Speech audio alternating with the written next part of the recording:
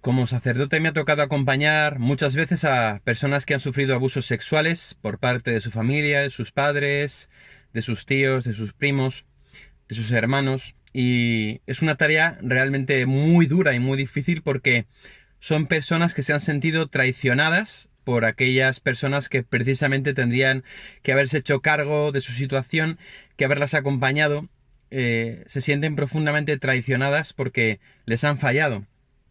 Y ahora, pues, ha salido el caso de los sacerdotes pederastas, esta vez en Pensilvania, pero en otras tantas ocasiones ha salido en otros sitios y a mí como sacerdote, pues me da una vergüenza ajena, terrorífica. Cómo puede haber personas de nuestro ámbito, personas que queremos entregar la vida a los demás, a los más pobres, a los más necesitados y que hagan esto, y que hagan esto.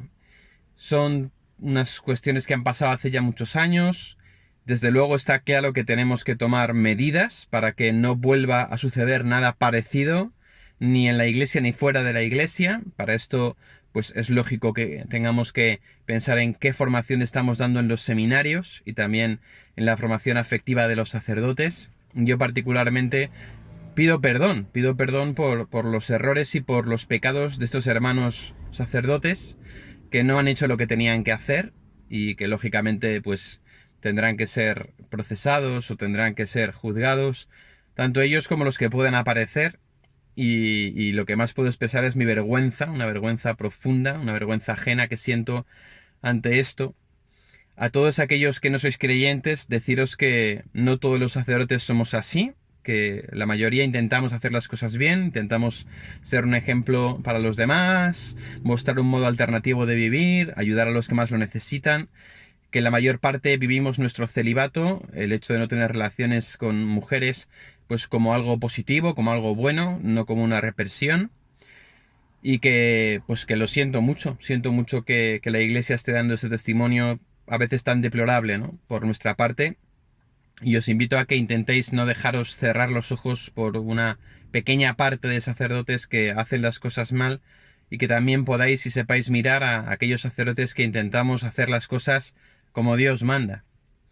A los que sois creyentes y os duele esto que ha pasado, como es lógico y normal, pues deciros que estamos con vosotros, que hay muchos sacerdotes que estamos dispuestos a dar la vida por vosotros, que aunque hay algunos que pues hayan metido la pata, hay otros que intentamos hacer las cosas bien y que os fiéis de nosotros. Os pido que nos deis un voto de confianza. Y a los hermanos sacerdotes que podéis estar viendo este vídeo, deciros que ánimo, que adelante, que yo sé que la mayoría de nosotros queremos hacer las cosas bien, luchamos por hacer las cosas bien, que la mayoría de nosotros tenemos el corazón puesto en el Señor, aunque tengamos debilidades, y que esto no tiene que hacer que nos echemos atrás ni que nos avergoncemos de lo que somos, sino que sigamos mostrando un modo diferente de estar en este mundo y de servir a este mundo. Y si hay algún sacerdote que me está escuchando, pues que ha cometido abusos o que ha hecho alguna cosa que no debía, mi consejo es que te dejes ayudar, que te entregues, que asumas las consecuencias de tus actos y que te dejes ayudar a todos los niveles, psicológicamente, espiritualmente, porque realmente lo necesitas. Si efectivamente estás herido, lo que no puedes permitir es que sean inocentes los que paguen por tus heridas y por tus desórdenes, sino que tienes que dejarte ayudar. A todos, en cualquier caso, que sigamos luchando por hacer de este mundo un lugar mejor y que sigamos intentando sacar cada uno la mejor versión de nosotros mismos. Ánimo y adelante.